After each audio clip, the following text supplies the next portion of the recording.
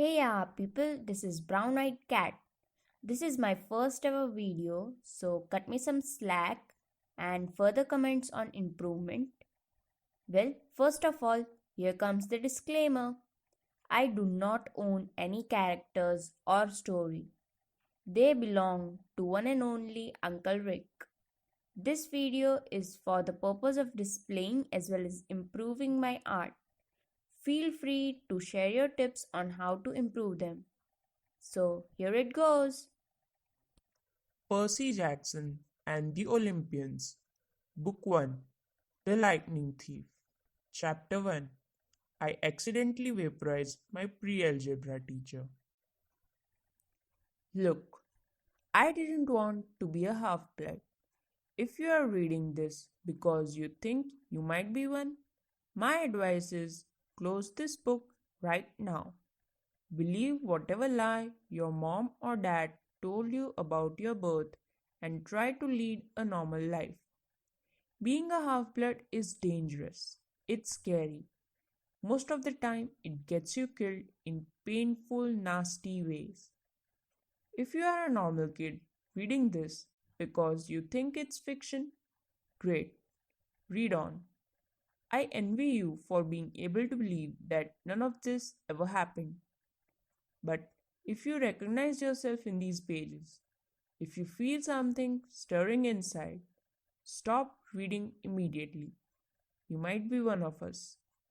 And once you know that, it's only a matter of time before they sense it too. And they'll come for you. Don't say I didn't warn you. My name is Percy Jackson. I'm 12 years old. Until a few months ago, I was a boarding student at Yancey Academy, a private school for troubled kids in upstate New York. Am I a troubled kid? Yeah, you could say that. I could start at any point in my short, miserable life to prove it. But things really started going bad last May when our 6th grade class took a field trip to Manhattan. 28 mental case kids and 2 teachers on a yellow school bus heading to the Metropolitan Museum of Art to look at ancient Greek and Roman stuff. I know, it sounds like torture. Most Yancey field trips were, but Mr. Brenner, our Latin teacher, was leading this trip. So I had hopes. Mr. Brenner was this middle-aged guy in a motorized wheelchair. He had thinning hair and a scruffy beard, and a frayed tweed jacket which always smelled like coffee. You wouldn't think he would be cool, but he told stories and jokes and let us play games in class. He also had this awesome collection of Roman armor and weapons. So he was the only teacher whose class didn't put me to sleep. I hoped the trip would be okay. At least I hoped that for once I wouldn't get in trouble. Boy, was I wrong. See, bad things happen to me on field trips. Like at my 5th grade school, when we went to the Saratoga battlefield, I had this accident with a Revolutionary War cannon. I wasn't aiming for the school bus, but of course I got expelled anyway. And before that, at my 4th grade school, when we took a behind the scenes tour of the Marine World Shark Pool, I sort of hit the wrong lever on the catwalk, and our class took an unplanned swim. And the time before that, well, you get the idea. This trip, I was determined to be good. All the way into the city, I put up with Nancy Bobofit, the freckly red-headed kleptomaniac girl, hitting my best friend Grover in the back of the head with chunks of peanut butter and ketchup sandwich. Grover was an easy target. He was scrawny. He cried when he got frustrated. He must have been held back several grades because he was the only 6th grader with acne and the start of a wispy beard on his chin. On top of all that, he was crippled. He had a note excusing him from PE for the rest of his life because he had some kind of muscular disease in his legs. He walked funny, like every step hurt him. But don't let that fool you. You should have seen him run when it was enchilada day in the cafeteria. Anyway, Nancy Bobofit was throwing wads of sandwich that stuck in his curly brown hair, and she knew I couldn't do anything back to her because I was already on probation. The headmaster had threatened me with death by in school suspension if anything bad, embarrassing, or even mildly entertaining happened on this trip. I'm going to kill her, I mumbled. Grover tried to calm me down. It's okay. I like peanut butter. He dodged another piece of Nancy's lunch. That's it. I started to get up, but Grover pulled me back to my seat. You're already on probation, he reminded me. You know we'll get blamed if anything happens. Looking back on it, I wish I had decked Nancy Bobofit right then and there. In school suspension would have been nothing compared to the mess I was about to get myself into. Mr. Brunner led the museum tour. He rode up front in his wheelchair, guiding us through the big echoey galleries, past marble statues and glass cases full of really old black and orange pottery. It blew my mind that this stuff had survived for 2,000, 3,000 years. He gathered us around a 13-foot tall stone column with a big sphinx on the top and started telling us how it was a grave marker, a stele for a girl about our age. He told us about the carvings on the sides. I was trying to listen to what he had to say because it was kind of interesting. But everybody around me was talking, and every time I told them to shut up, the other teacher chaperone, Mrs. Dodds, would give me the evil eye. Mrs. Dodds was this little mad teacher from Georgia who always wore a black leather jacket even though she was 50 years old. She looked mean enough to ride a Harley right into your locker.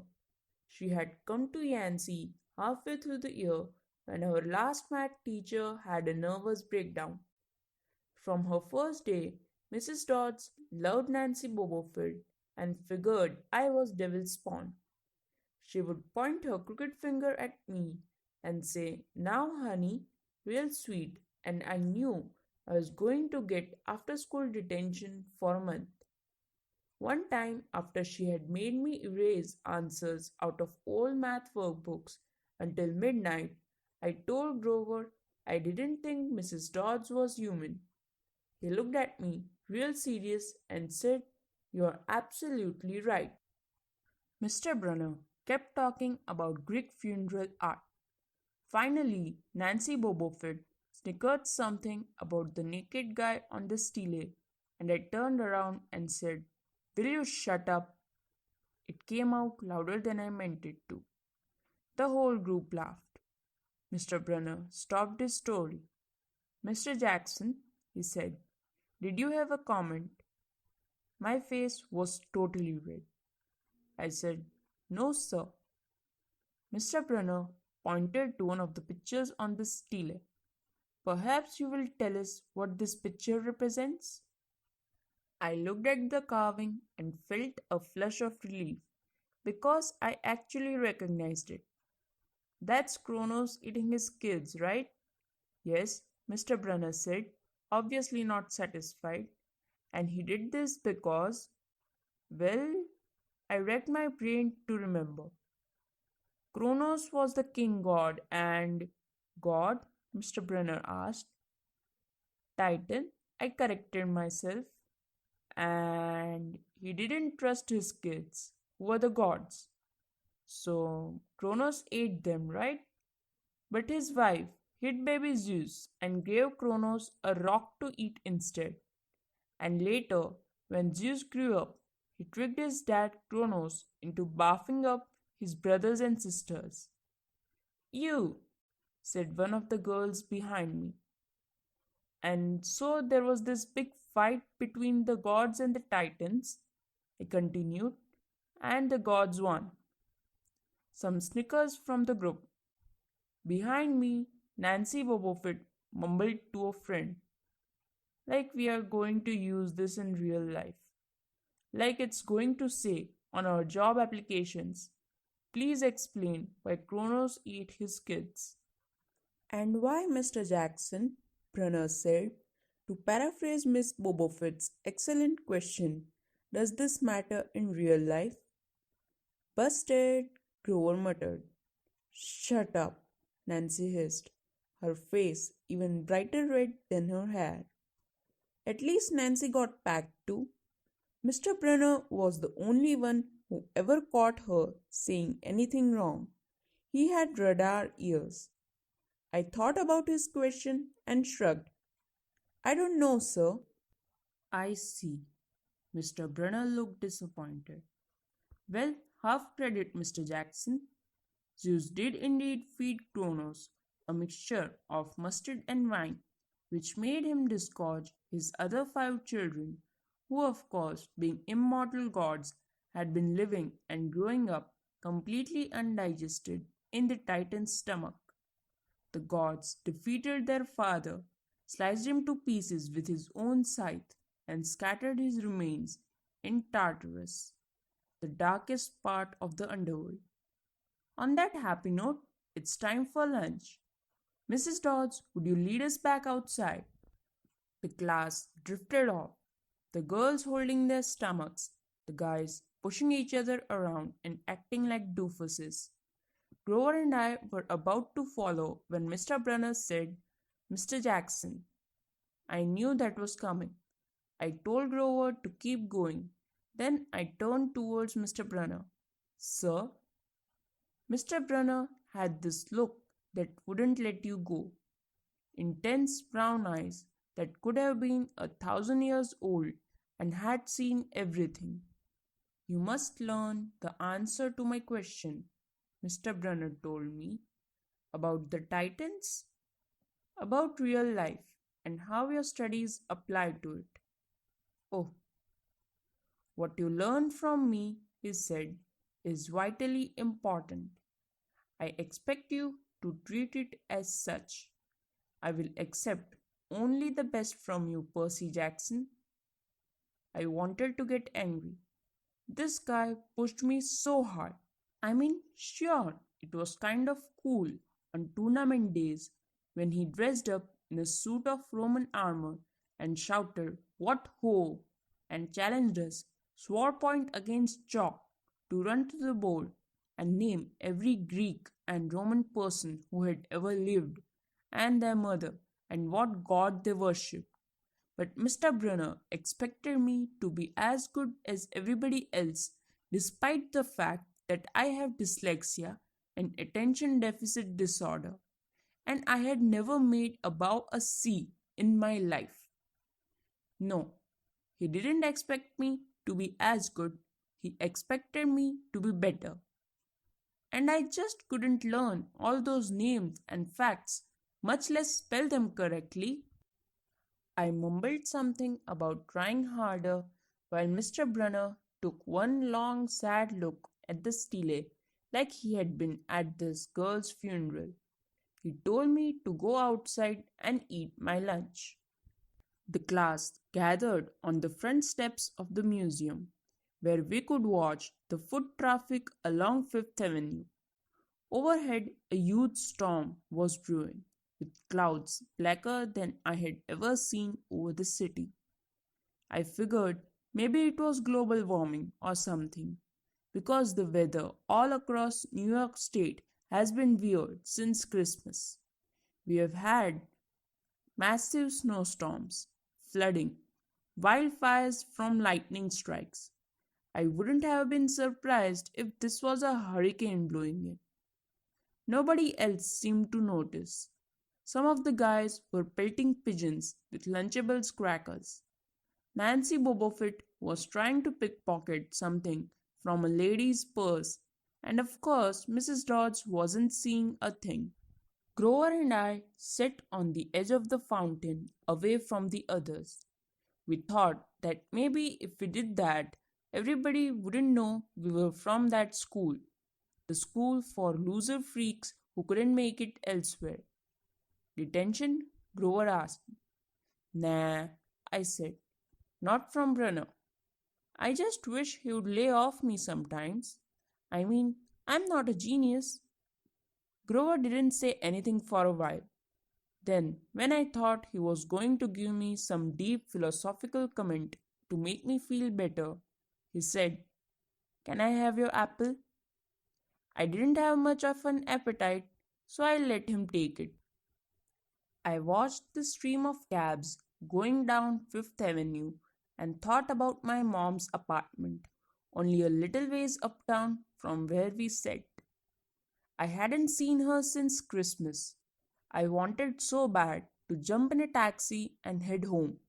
She would hug me and be glad to see me, but she would be disappointed too. She would send me right back to Yancy, remind me that I had to try harder, even if this was my sixth school in 6 years, and I was probably going to be kicked out again. I wouldn't be able to stand that sad look she would give me. Mr. Brunner parked his wheelchair at the base of the handicapped ramp. He ate celery while he read a paperback novel. A red umbrella stuck up from the back of his chair, making it look like a motorized cafe table. I was about to unwrap my sandwich when Nancy Bobofit appeared in front of me with her ugly friends. I guess she had gotten tired of stealing from the tourists and dumped her half-eaten lunch in Grover's lap. Oops! She grinned at me with her crooked teeth.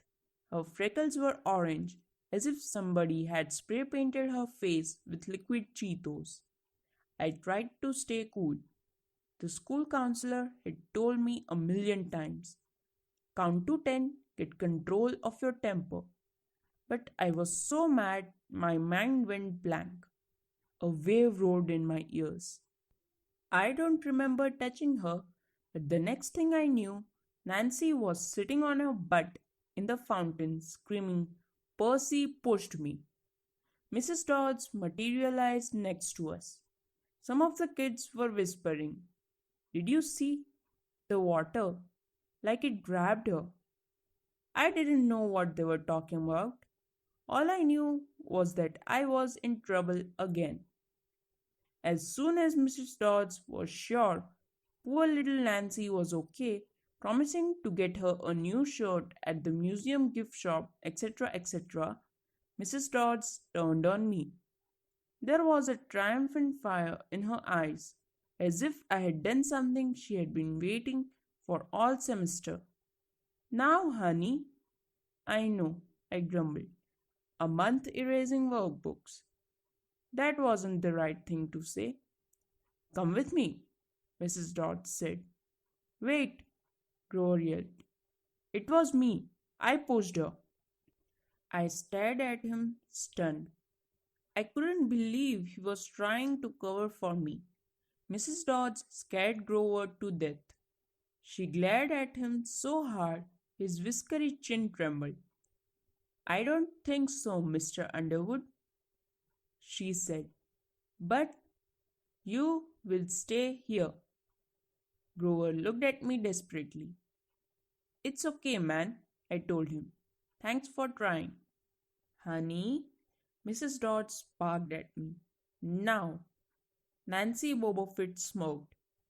I gave her my deluxe I'll kill you later stare. Then I turned to face Mrs. Dodds.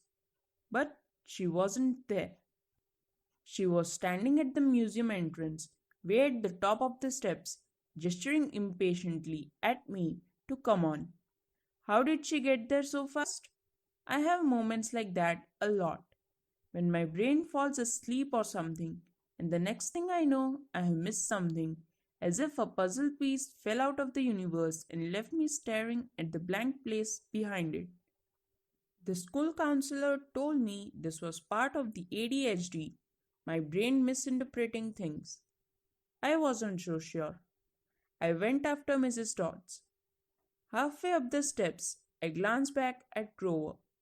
He was looking pale, cutting his eyes between me and Mr. Brunner, like he wanted Mr. Brunner to notice what was going on. But Mr. Brunner was absorbed in his novel. I looked back up. Mrs. Dodds had disappeared again. She was now inside the building at the end of the entrance hall. Okay, I thought, she's going to make me buy a new shirt for Nancy at the gift shop. But apparently, that wasn't the plan. I followed her deeper into the museum. When I finally caught up to her, we were back in the Greek and Roman section. Except for us, the gallery was empty. Mrs. Dodds stood with her arms crossed in front of a big marble frieze of the Greek gods. She was making this weird noise in her throat, like growling. Even without the noise, I would have been nervous. It's weird being alone with a teacher, especially Mrs. Dodds. Something about the way she looked at the frieze, as if she wanted to pulverize it. You have been giving us problems, honey, she said. I did the safe thing. I said, yes, ma'am. She tugged on the cuffs of her leather jacket. Did you really think you would get away with it? The look in her eyes was beyond mad. It was evil. She is a teacher, I thought nervously. It's not like she's going to hurt me. I said, I'll try harder, ma'am. Thunder shook the building. We are not fools, Percy Jackson, Mrs. Dodds said. It was only a matter of time before we found you out. Confess and you will suffer less pain. I didn't know what she was talking about. All I could think of was that the teachers must have found the illegal stash of candy I had been selling out of my dorm room. Or maybe they had realized I got my essay on Tom Sawyer from the internet without ever reading the book, and now they were going to take away my grade. Or worse, they were going to make me read the book. Well, she demanded. Ma'am, I don't. Your time is up, she hissed. Then the weirdest thing happened. Her eyes began to glow like barbecue coals. Her fingers stretched, turning into talons. Her jacket melted into large leathery wings. She wasn't human. She was a shriveled hag with bat wings and claws, and a mouth full of yellow fangs, and she was about to slice me to ribbons. Then things got even stranger. Mr. Brunner, who had been out in front of the museum a minute before, wheeled his chair into the doorway of the gallery, holding a pen in his hand. What ho, Percy! He shouted and tossed the pen through the air. Mrs. Dodds lunged at me. With a yelp, I dodged and felt talons slash the air next to my ear. I snatched the ballpoint pen out of the air, but when it hit my hand, it wasn't a pen anymore. It was a sword, Mr. Brunner's bronze sword, which he always used on tournament day. Mrs. Dodds spun towards me with a murderous look in her eyes. My knees were jelly. My hands were shaking so bad I almost dropped the sword. She snarled, Die, honey, and she flew straight at me. Absolute terror ran through my body.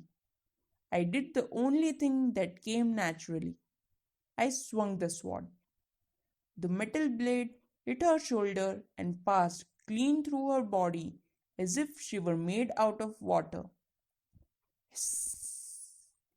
Mrs. Dodds was a sandcastle in a power fan. She exploded into yellow powder, vaporized on the spot, leaving nothing but the smell of sulfur and a dying screech and a chill of evil in the air, as if those two glowing red eyes were still watching me. I was alone. There was a ballpoint pen in my hand. Mr. Brunner wasn't there. Nobody was there but me. My hands were still trembling. My lunch must have been contaminated with magic mushrooms or something. Had I imagined the whole thing? I went back outside. It had started to rain. Grover was sitting by the fountain, a museum map tented over his head. Nancy Bobofit was still standing there, soaked from her swim in the fountain, grumbling to her ugly friends. When she saw me, she said, "I hope Mrs. Kerr whipped your butt." I said, "Who?" "Our teacher, duh." I blinked. We had no teacher named Mrs. Kerr. I asked Nancy what she was talking about. She just rolled her eyes and turned away. I asked Grover where Mrs. Dodds was. He said, "Who?" But he paused and he wouldn't look at me, so I thought he was messing with me. "Not funny, man," I told him. "This is serious." Thunder boomed overhead. I saw Mr. Brunner sitting under his red umbrella, reading his book as if he had never moved. I went over to him. He looked up a little distracted. "That would be my pen. Please bring your own writing utensil in the future, Mr. Jackson." I handed Mr. Brunner his pen. I hadn't even realized I was still holding it. "Sir," I said, "where's Mrs. Dodds?" He stared at me blankly. "Who?" "The other chaperone. Mrs. Dodds, the pre-algebra teacher."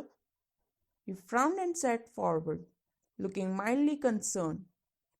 "Percy, there is no Mrs. Dodds on this trip. As far as I know, there has never been a Mrs. Dodds at Yancey Academy. Are you feeling all right?" That was the end of first chapter. If you like it, tell me what you like. If you don't, tell me what can be improved. Next chapter will be uploaded soon. Bye bye. See ya later.